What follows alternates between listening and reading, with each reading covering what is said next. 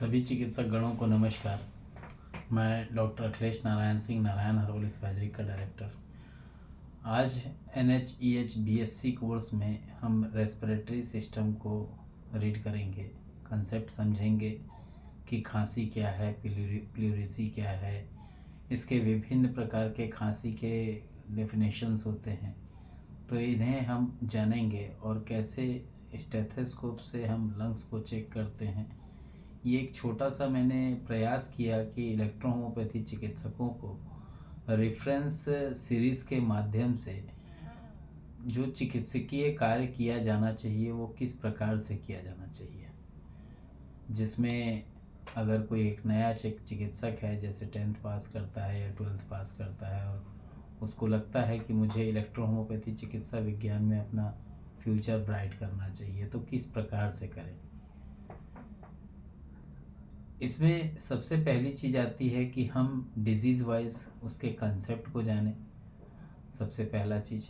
अब कंसेप्ट में आता है कि हम जैसे स्टेथोस्कोप है तो उसका उपयोग किस प्रकार से लंग्स को चेक करने के लिए कर सकते हैं।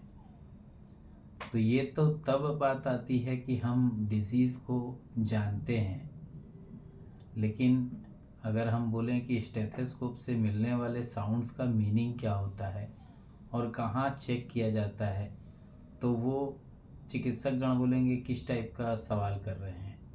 बट ये सवाल आपसे खुद से है कि आप जब लंग्स चेक करते हैं तो वहाँ मिलने वाले जो साउंड्स होते हैं उसकी मीनिंग क्या है, कैसे जाने, कैसे नए चिकित्सक जाने कि हम जो चेक कर रहे हैं वो वास्तविक में है क्या।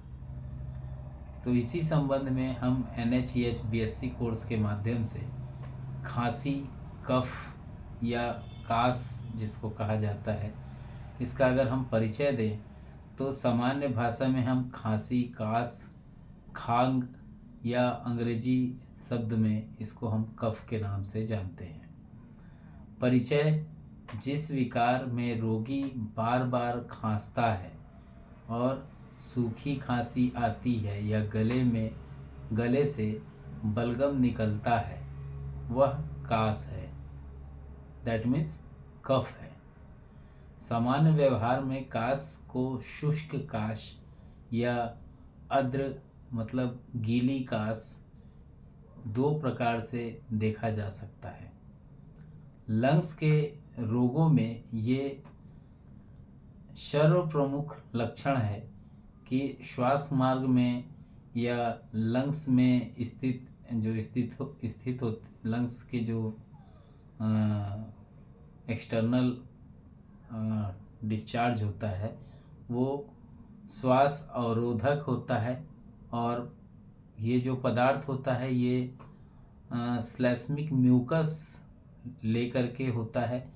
इसमें इरिटेबल पदार्थ को बाहर फेंकने का एक प्रयास खांसी के माध्यम से होता है। इसमें याद रखने वाली, नोट करने वाली चीज़ें हैं। कास जो कि कफ के साथ में मतलब खांसी के साथ में जो स्प्यूटम आता है, स्प्यूटम मतलब कफ, बलगम हो सकता है अथवा नहीं भी हो सकता है। पहले प्रकार की जो गीली खांसी होती है उसको कहते हैं प्रोडक्टिव कफ, और कफ विथ एक्सपेक्टोरेंस। दूसरे प्रकार का जो खांसी होता है उसको हम लोग ड्राई कफ या नॉन प्रोडक्टिव कफ कहते हैं। रोग के कारण क्या हैं? मुख, माउथ, नसिका, नोज, गले में घूमने या प्रवेश करने वाला जो धूल गर्दा डस्ट होता है वो उक्त मार्ग से चले जाने से अथवा वायु के द्वारा प्रेरित आमरस के मुख की ओर जाने से, व्यायाम तथा रुक्ष अन्न सेवन करने से, भोजन के विरुद्ध मार्ग में चले जाने से तथा मलादि एवं छींकों के वेग के अवरोध से कास की उत्पत्ति होती है। जरूरी है ये चीज़ों को बताना। खांसी श्वसन तंत्र के रोगों, रक्त धिक्य, हृदयपात और मेडिस्टिनेशन के ट्यूमर, मतलब मध्य वक्ष, चेस्ट का जो मिडिल पार्ट होता है उसमें जब कैंसर होता है तो इस प्रकार का एक कारण होता है। प्रमुख लक्षण क्या होते हैं? खांसी को हमने 2 भाग में बांटा, अब उसके प्रकार को समझते हैं। खांसी मुख्यतः 2 प्रकार की होती है।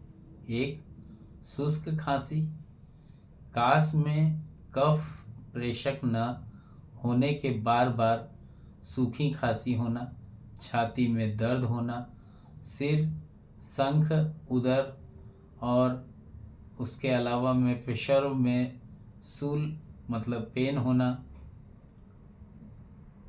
उरोदाह या वक्ष में घुटने, मतलब जब हम कोई चीज़ को गुटक रहे हों तो उस जगह पे हमें ये पोर्शन पे एक दर्द टाइप का महसूस हो रहा हो घुटकने में, ज्वार फीवर आ रहा हो, मुख में सूखापन हो, शुष्कता हो,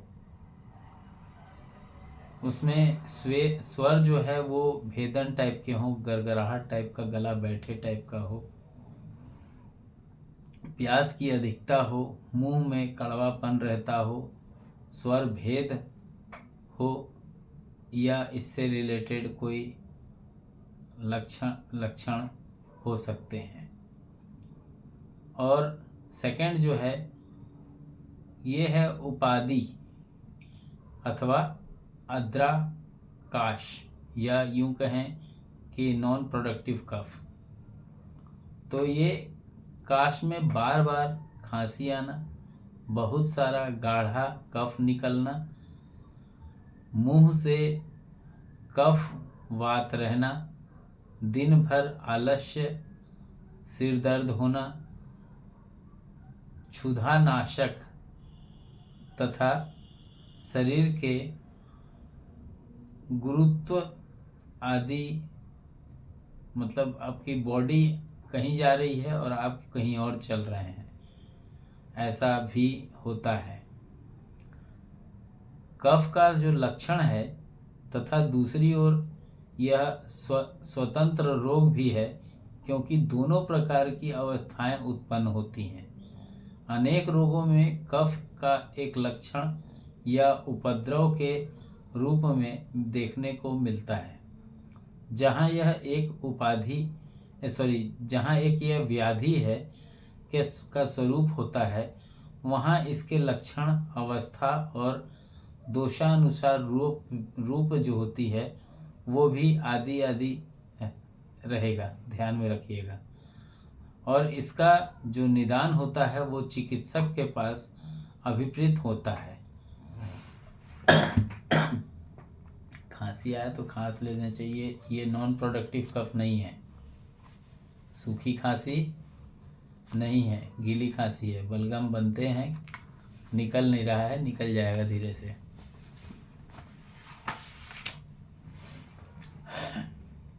इसमें कुछ और चीज़ें बताता हूँ, इसमें नोट करने वाली चीज़ें हैं, इसको नोट करके रखिएगा। ग्रासनी शोथ मतलब फेरेंजाइटिस, तुंडिका शोध मतलब टॉन्सिलाइटिस, स्वर तंत्र शोध यानी लैरेंजाइटिस, श्वासनी वास्फारक श्वासनी शोध, निमोनिया, काली खांसी, लंग्स के अंदर किसी प्रकार का ट्यूमर या किसी प्रकार के लंग्स के अंदर कोई इन्फेक्शन होती है, एक कंडीशन है। अगर ये ग्रासनी शोथ से रिलेटेड बातें मैंने की, अगर वो यांत्रिक क्षोभ से रिलेटेड होगा तो क्या क्या होगा? धूम्रपान करता होगा व्यक्ति, स्वर यंत्र से रिलेटेड कोई गाना बजाना माउथ ऑर्गन वगैरह का उपयोग करता होगा। श्वास प्रणाली में किसी प्रकार का पदार्थ जो कि ऑपरेटिव होने के बाद रहा हो, वैसा कुछ चीज़ हो जिसके वजह से फंसा फंसा महसूस होता हो, काश अपने आप पैदा होता हो, तो वो इस कंडीशन से यहाँ से जनरेट होगा। ठीक है, ये जो गला करके ऐसे पानी पीते हैं ना, उसमें भी होता है वो खांसी सालों भर रहेगी। वो पानी पीना छुड़ा दीजिए, उसका खांसी अपने आप गायब हो जाएगी। इसमें एक कंडीशन आती है ल्यूकोसाइटोपिनिया, इसमें भी खांसी अलग टाइप की होती है जो कि यहाँ से उठती है। इसके अलावा में ऐसी खांसी जिसमें एरोजिर्म की उपस्थिति आ रही हो, तो वो भी, उसको भी आप मैलिग्नेंट ही मान के चलेंगे, क्योंकि इस टाइप के केस ट्यूबरकुलोसिस के लास्ट स्टेजेस में देखने को मिलते हैं। इसके अलावा में एक और रहता है प्रतिवर्त, जिसको रिफ्लेक्स कहते हैं। इसमें व्यक्ति जो खांसता है, खांसने के बाद बलगम जो होता है वो स्टमक एरिया में चले जाता है और उसके वजह से अजर्नी आती है, भूख की कमी आती है, देखने को मिलता है। उदर में मतलब एब्डोमेन में कीड़े भी हो सकते हैं। हृदय आवरण शोध जो हो सकता है, मतलब कार्डियोमेगली को कन्वर्ट हो सकता है, पेशेंट में कार्डियोमेगली हो। कोई कान का रोग हुआ हो, कान में कोई ट्यूमर हुआ हो, या कान का जो वैक्स होता है उसकी कमी आई हो, कान खोदने के वजह से वैक्स डिस्टर्ब हुआ हो। उदर विकार हो, एब्डोमिनल पेन हो, किसी प्रकार का एब्डोमिनल डिजीज कोई हुई हो।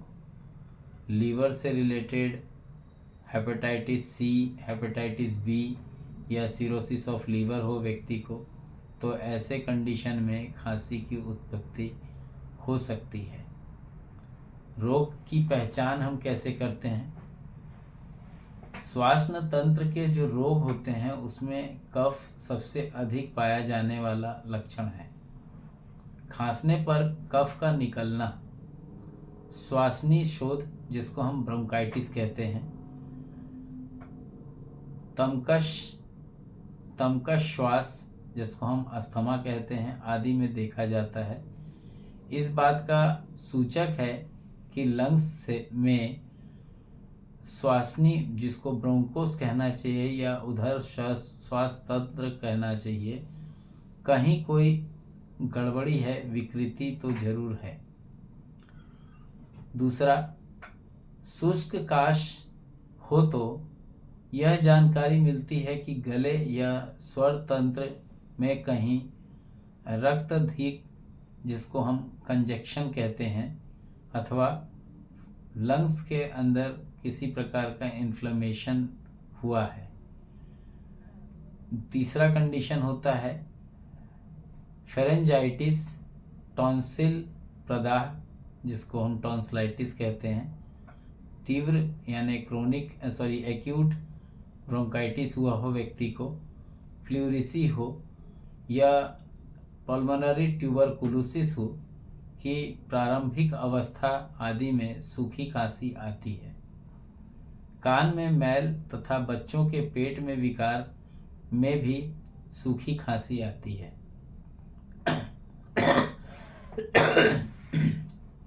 गीली खांसी, चीरकारी ब्रोंकाइटिस, निमोनिया विस्फरस, ब्रोंकाइटिस, ब्रोंकोसिस, श्वासनी विस्फारक, इसमें ट्यूबरकुलोसिस, लंग्स के अंदर कोई विद्रित पदार्थ आ गया हो या लंग्स का कार्सिनोमा आदि में ऐसी स्थिति आती है। खांसी के दौरे कब पड़ते हैं? श्वास रोग, कुकुर खांसी जिसको हम वूपिंग कफ या पुरुलेंट कफ कहते हैं, जिसमें बदबू भी होता है कफ में,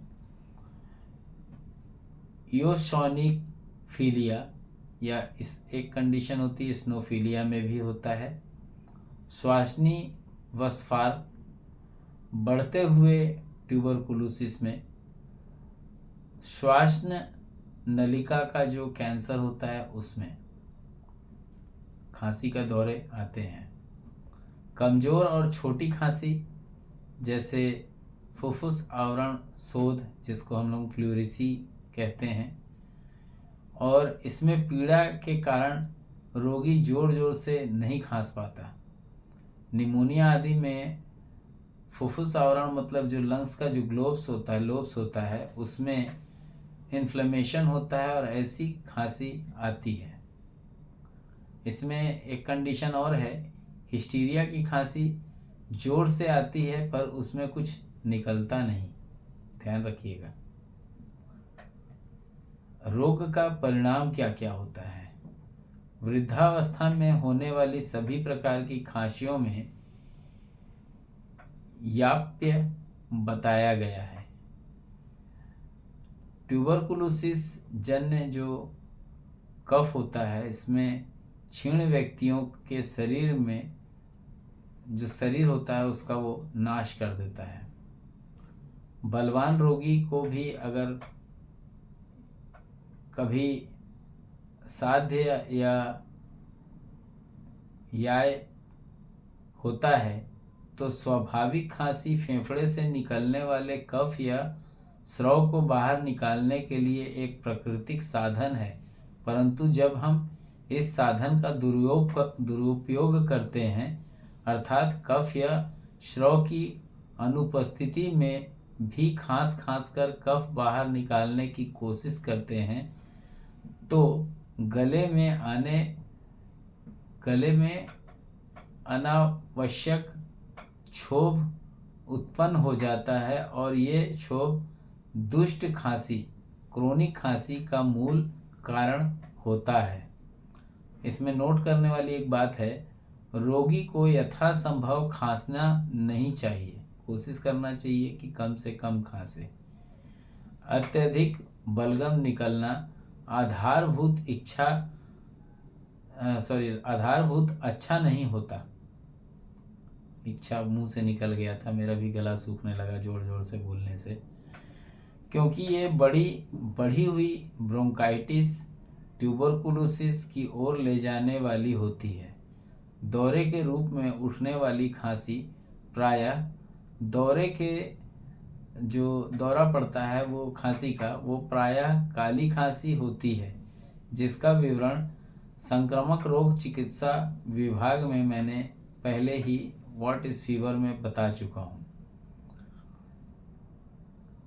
ये एक प्रयास है कि इलेक्ट्रोहोमोपैथी जब तक रिकॉग्नाइज हो तब तक बहुत सारे कंसेप्ट हम लोग क्लियर कर लें, क्योंकि जून में सेकेंड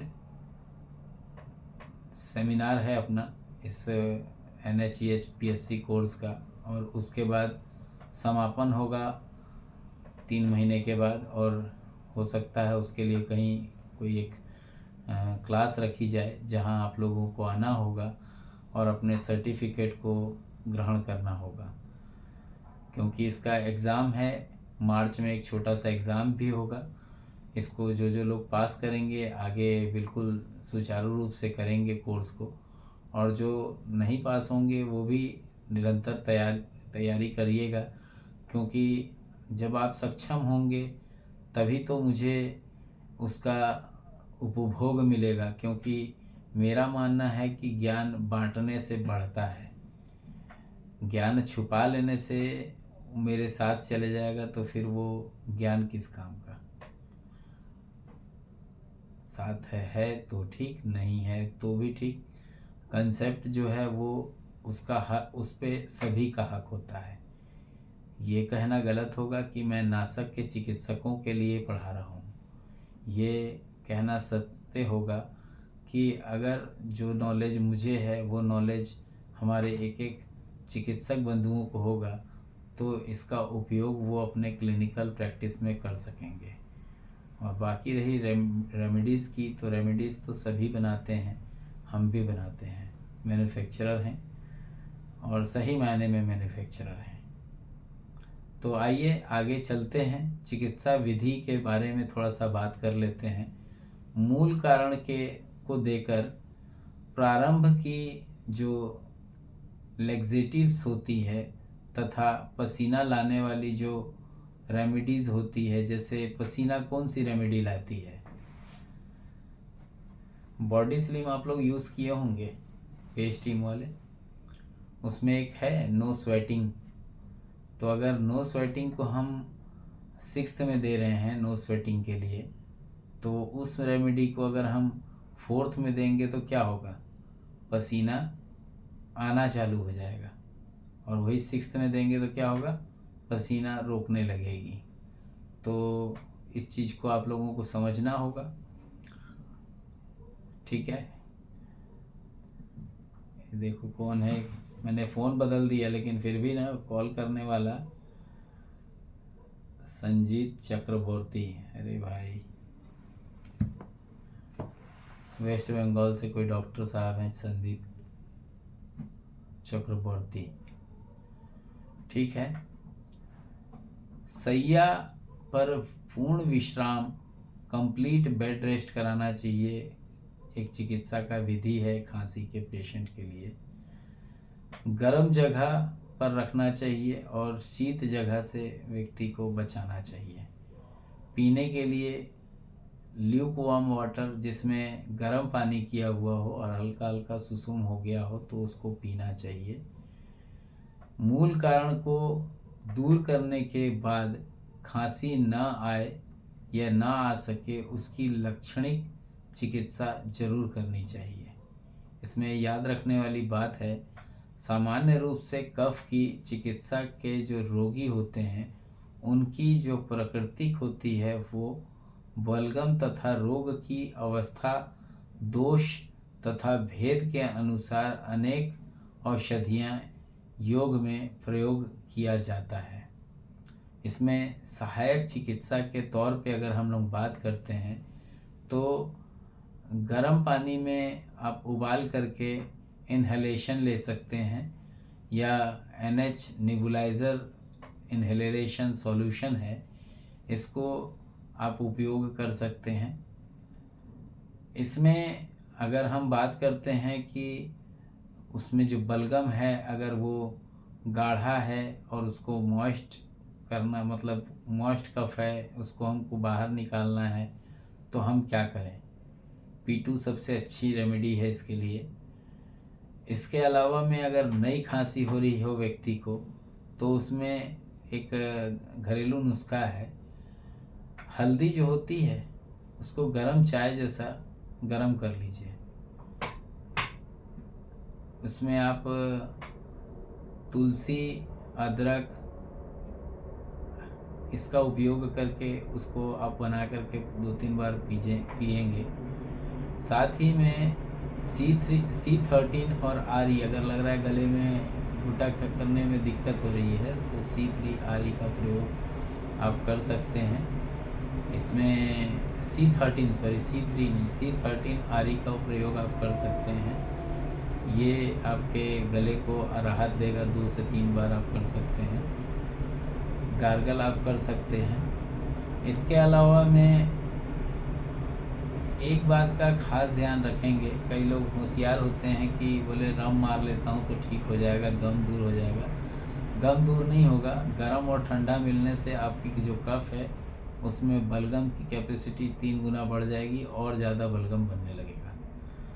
तो मर्जी आपकी है कि आपको रम मार के गम मिटाना है। कई लोग उपाय देते हैं कि सर हम लोग रम मार लेते हैं तो ठीक हो जाता है। नहीं, रम नहीं, ठीक नहीं हो जाता है। कॉन्स्टेंटली आपको थोड़ा सा थोड़ी देर के लिए लगता है कि हाँ उसमें राहत हो रहा है, ये राहत नहीं है, ये चौपट है। नोट, एक चीज़ और, धूम्रपान निषेध कर दें उस व्यक्ति का।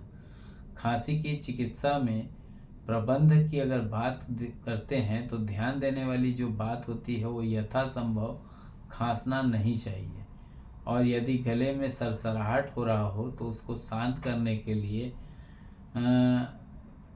जो लार आता है, सलाइवा आता है, उसको घोंट करके उसको कोशिश करना चाहिए कि शांत कर दें।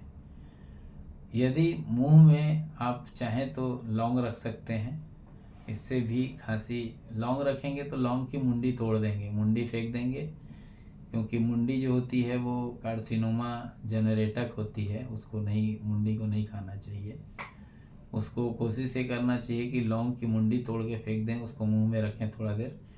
और हो सकता है आप इसमें अगर बुजुर्ग हैं तो P4 का यूज़ कर सकते हैं फीमेल्स, और बच्चे हैं तो P3 का यूज़ कर सकते हैं। अगर मेल हैं और स्ट्रॉन्ग हैं तो P1 का यूज़ कर सकते हैं। इसमें मैं थोड़ा पानी पी लेता हूँ।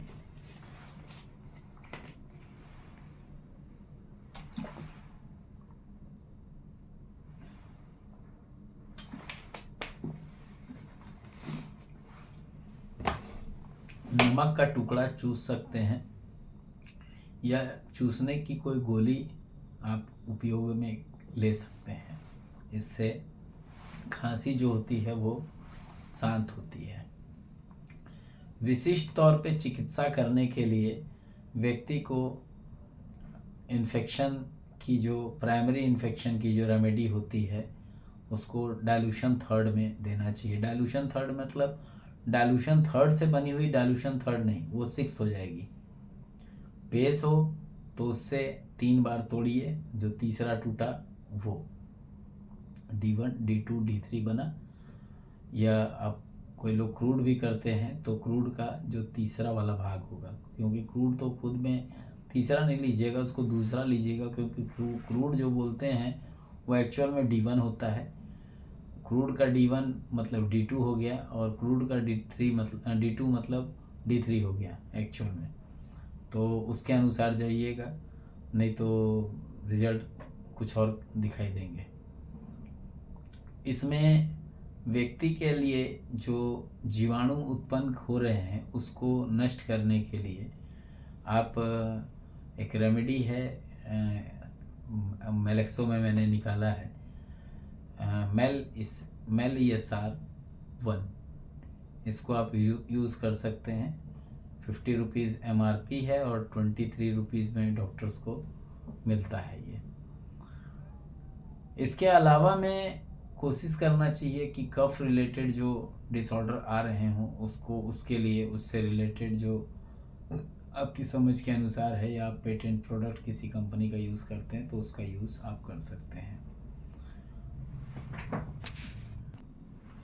हालांकि ये वीडियो बहुत लंबा होगा, क्योंकि इसमें ब्रोंकाइटिस को भी हम लोग पढ़ लेते हैं, फिर क्योंकि अलग अलग है, acute bronchitis, chronic bronchitis, pleurisy, asthma, तो हो सकता है ये 1-8 घंटे की वीडियो बने, लेकिन मैं 1-8 घंटे की वीडियो बनाने के पक्ष में नहीं हूँ, इसलिए इस वीडियो को विराम देता हूँ। और इसका जो नेक्स्ट वीडियो बना के आपको मिलेगा वो ब्रोंकाइटिस से रिलेटेड होगा, जिसमें एक्यूट ब्रोंकाइटिस और क्रोनिक ब्रोंकाइटिस दोनों के ऊपर विशेष रूप से चर्चा होगी। तब तक के लिए आज्ञा चाहता हूँ मैं आप सभी से। जय हिंद, जय इलेक्ट्रो होम्योपैथी, जय काउंट सीजर मेटी जी, जय नासक मेथोडोलॉजी।